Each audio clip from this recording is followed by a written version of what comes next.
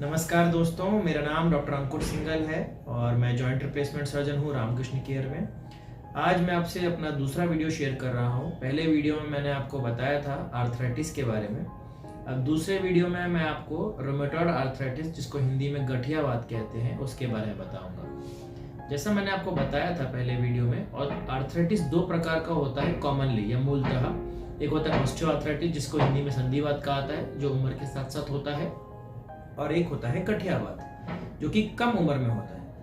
अब गठियावात या rheumatoid arthritis होता क्या है और इनिशियल पीरियड में उसके सिम्टम्स क्या होते हैं, हम कैसे इसको पहचाने, उसके बारे में आपको बताना चाहता हूँ। यूजुअली जो गठियावात होता है, सबसे पहले जो सिम्टम्स उसमें आते हैं, शरीर के सारे जोड़ों में दर्द होता है।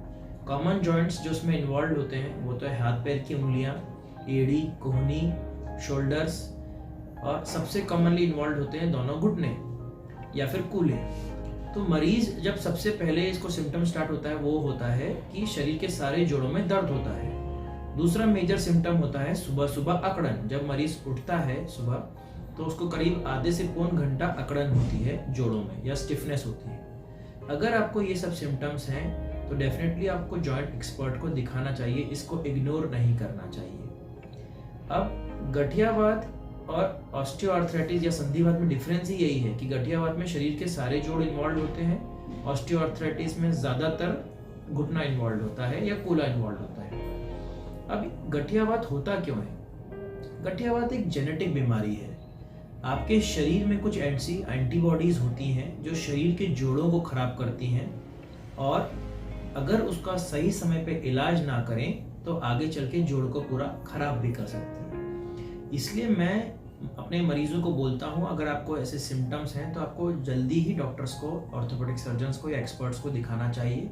क्योंकि कई बार ऐसा होता है, मेरे पास जब मरीज गठियावात के आते हैं तो ऑलरेडी उनकी इनिशियल स्टेज क्रॉस हो चुकी होती है, उनके घुटने या उनके हाथ पैर की उंगलियां टेढ़ी हो चुकी होती हैं, और वो उस स्टेज में आते हैं जब फिर सर्जरी ही हमें करनी पड़ती है।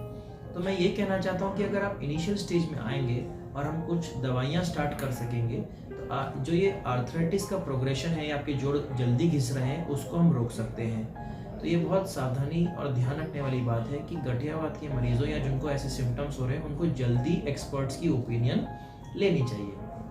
रही बात सर्जरी की, तो गठियावात में सर्जरी का भी बहुत अच्छा रोल है। जो पेशेंट्स हमारे पास आते हैं, स्पेशली यंग पीपल में ही जल्दी ये घुटने घिसते हैं, जैसे 40 साल की उम्र में या 35 साल की उम्र में घुटने टेढ़े हो जाते हैं, और जब वो मेरे पास आते हैं और हम उसको सर्जिकल ऑप्शन से ट्रीट करते हैं तो बहुत अच्छे रिमार्केबल रिजल्ट्स हैं, और मरीज़ काफ़ी जल्दी नॉर्मल एक्टिविटीज़ अपनी रिज्यूम करता है। तो सर्जरी भी एक अच्छा रिजल्ट देती है गठियावात के मरीजों में। अब मैं गठियावात के अलावा आपको कुछ ऐसी चीज़ें बताना चाहता हूँ, स्पेशली महिलाएं, क्योंकि गठियावात जो होता है महिलाओं में ज़्यादा कॉमन है पुरुषों के कंपैरिजन में, और ओवरऑल भी आर्थराइटिस महिलाओं में ज़्यादा कॉमन है। सो महिलाओं को क्या सावधानियां बरतनी चाहिए ताकि आपको आर्थराइटिस जो है जल्दी प्रोग्रेस ना हो। 20 तारीख को वर्ल्ड ऑस्टियोपोरोसिस डे था, उसके लिए भी मैंने काफ़ी वीडियोज़ में अपने फोटोज़ में जागरूक बनाया था लोगों को। इसके बारे में भी मैं आपसे आज डिस्कस करूंगा। ऑस्टियोपोरोसिस मतलब हड्डी का कमजोर होना, जो कि उम्र दराज महिला या पुरुष में होता है। महिलाओं में आर्थराइटिस और ऑस्टियोपोरोसिस दोनों ही ज़्यादा कॉमन है। उसका कारण यह है कि एक उम्र के बाद महिलाओं की हड्डियां या मांसपेशियां कमज़ोर हो जाती हैं। अब ऐसी वो कौन सी उम्र है जिसमें ये कमज़ोर होने लगती है? तो जो महिला 40 के आसपास है या मेनोपॉज के आसपास है, उनको खास ख्याल रखना चाहिए अपने शरीर का। और वो कैसे रखेंगे? सही खान पान से, न्यूट्रिशियस डाइट लीजिए, कैल्शियम युक्त डाइट लीजिए, जैसे दूध, दही, पनीर, इवन चीज़ का सेवन कर सकती हैं। मिल्क प्रोडक्ट्स जितने सेवन करें उतना अच्छा। ये तो हो गया कैल्शियम। अब प्रोटीन कैसे लें? अगर आप नॉन वेजिटेरियंस हैं तो फिश वगैरह रहता है, या चिकन वगैरह ले सकते हैं जिसमें फैट ना हो। और अगर आप वेजिटेरियन हो तो सोयाबीन बहुत अच्छा है, इसमें हाई प्रोटीन कंटेंट रहता है। ज़्यादातर वेजिटेरियन सोयाबीन का सेवन नहीं करते हैं, उनको इतना पसंद नहीं आता, पर मैं रिकमेंड करता हूँ कि सोयाबीन बहुत ही अच्छा है, उसमें मैक्सिमम प्रोटीन कंटेंट रहता है फॉर योर मसल्स। आप सोयाबीन को पाउडर फॉर्म में भी ले सकते हैं, इवन आपके आटे वगैरह में भी उसको मिक्स कर सकते हैं और उसकी रोटी खा सकते हैं। तो ये प्रोटीन का सेवन स्पेशली महिलाओं को अबव 40 करना चाहिए। फिट रहना चाहिए, जिसके लिए हम एक्सरसाइज तरह तरह की बताते हैं। अगर हम बेसिक एक्सरसाइज की बात करें तो walking is very good for your bones and for your muscles. Then swimming और साइकिलिंग, ये तीनों ही कसरत हर उम्र की महिला कर सकती है, और इवन जॉइंट पेन में भी ये कसरत आप कर सकते हैं। अगर आपकी हड्डियां या आपकी मांसपेशियां मजबूत रहती हैं तो आगे चल के आर्थराइटिस के चांसेस आपको कम रहते हैं। इवन बोन स्ट्रेंथ भी आपकी अच्छी रहती है। इसलिए पुराने ज़माने में जो महिलाएं होती थी जिनका वजन कम रहता था और जो घरेलू काम बहुत सारा करती थी, रेगुलर एक्सरसाइज करती थी, और इवन उनका खान पान भी अच्छा था, उनमें आर्थराइटिस इतनी जल्दी नहीं होता, उनमें ऑस्टियोपोरोसिस भी इतनी जल्दी नहीं होता इन कंपेरिजन टू आज की महिलाओं से। इसके अलावा अब जैसे मैंने बताया कि 40 के ऊपर की महिलाओं में ये सब चीज़ें क्यों होती हैं, क्यों उनकी हड्डियां कमज़ोर हो जाती हैं, उसका कारण ये है कि जब आपका मेनोपॉज आने लगता है तो शरीर में कुछ ऐसे हार्मोन्स होते हैं जो बनना बंद हो जाते हैं, जिसकी वजह से आपका कैल्शियम जो शरीर में कैल्शियम का लेवल कम हो जाता है, कैल्शियम बनना कम हो जाता है। इसलिए इस उम्र की महिला को खास ख्याल रखना चाहिए।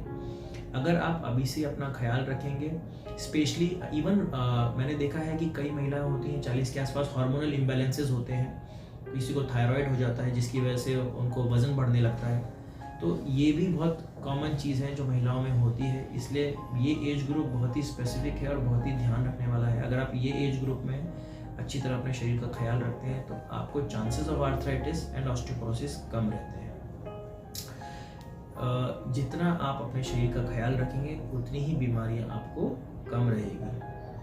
अब मैं आऊँगा रूमेटॉइड आर्थराइटिस पे। जैसे मैंने बताया, जल्दी ट्रीटमेंट कराना चाहिए ताकि लोगों को जो रूमेटॉइड आर्थराइटिस की बीमारी से अफेक्शन है वो कम हो पाए। दोस्तों, रूमेटॉइड आर्थराइटिस के अलावा जो एक बीमारी महिलाओं और पुरुषों, स्पेशली उम्र दराज महिलाओं या पुरुषों में प्रचलित है, वो है ऑस्टियोपोरोसिस।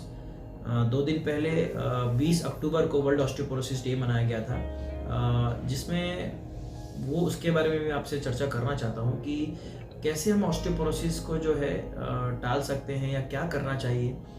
ऐसा देखा गया है कि महिलाओं में आर्थराइटिस एवं ऑस्टियोपोरोसिस दोनों ही ज़्यादा होता है पुरुषों के कंपैरिजन में। तो क्या कारण है और कौन सी एज से हमको अभी से अपने शरीर का ध्यान रखना चाहिए? तो अगर मैं महिलाओं की बात करूं तो 40 के आसपास की महिलाएं जो मेनोपॉज के आसपास हैं, उन महिलाओं को खास ख्याल रखना चाहिए अपने शरीर का, क्योंकि ये एक ऐसा पीरियड है जिसमें ना सिर्फ उनकी शरीर में कैल्शियम बनना कम हो जाता है, उनकी हड्डियां या मांसपेशियां कमज़ोर होने लगती हैं, इवन उनके हार्मोनल चेंजेस भी होते हैं, जिसकी वजह से कई महिलाएं हाइपोथायराइडिज्म से ग्रसित हो जाती हैं, जिससे भी वजन बढ़ता है। तो ये उम्र की महिलाओं को अपने खान पान पे खास ख्याल रखना चाहिए और कसरत ज़रूर करनी चाहिए। तो ऐसा क्या खान पान होना चाहिए जिससे हमारी हड्डियाँ मजबूत रहें? खान पान में कैल्शियम युक्त हमें खाना लेना चाहिए, जैसे दूध, दही, पनीर, चीज़, मिल्क एंड मिल्क प्रोडक्ट्स। उसी तरह अगर हम मांसपेशियों की बात करें तो उसके लिए प्रोटीन बहुत ज़रूरी है और प्रोटीन रिच हमको डाइट लेनी चाहिए। अगर हम नॉन वेजिटेरियन हैं तो हम फिश ले सकते हैं, और या फिर बोन चिकन ले सकते हैं, उसमें भी प्रोटीन रहता है। या अगर हम वेजिटेरियन हैं तो सोयाबीन का हमको सेवन करना चाहिए। ज़्यादातर वेजिटेरियंस जो मेरे पास आते हैं वो सोयाबीन नहीं खाते हैं। Soybean has a maximum protein content, it is very good for your muscles. So अगर आप 40 के आसपास हैं तो आपको डेफिनेटली प्रोटीन और कैल्शियम का जो इंटेक है वो बढ़ाना चाहिए।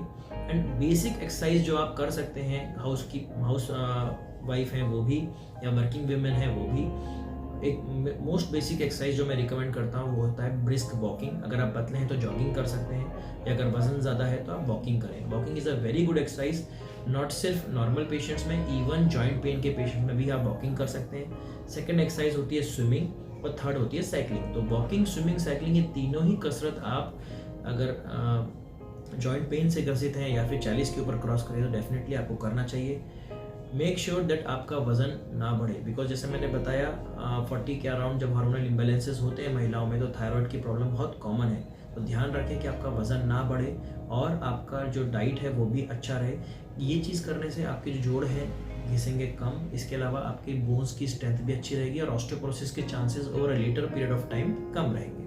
ऑस्टियोपोरोसिस मतलब होता क्या? ऑस्टियोपोरोसिस मतलब आपकी हड्डियों का कमज़ोर होना, और ये उम्र के साथ होती है, 40-50 की उम्र में कमज़ोर नहीं होती। पर अगर आप डाइट अच्छा रखते हैं, एक्सरसाइज प्रॉपरली करते हैं तो लंबे समय तक आप अपनी हड्डियों मांसपेशियों को मजबूत कर सकते हैं। तो ये मैं हर पेशेंट्स को रिकमेंड करता हूँ कि एट द एज ऑफ 40 या when you are around 40 start looking after your health. आप अपनी मांसपेशी, अपनी हड्डियों को मजबूत करके रखें ताकि आर्थराइटिस आपको कम हो। Thank you.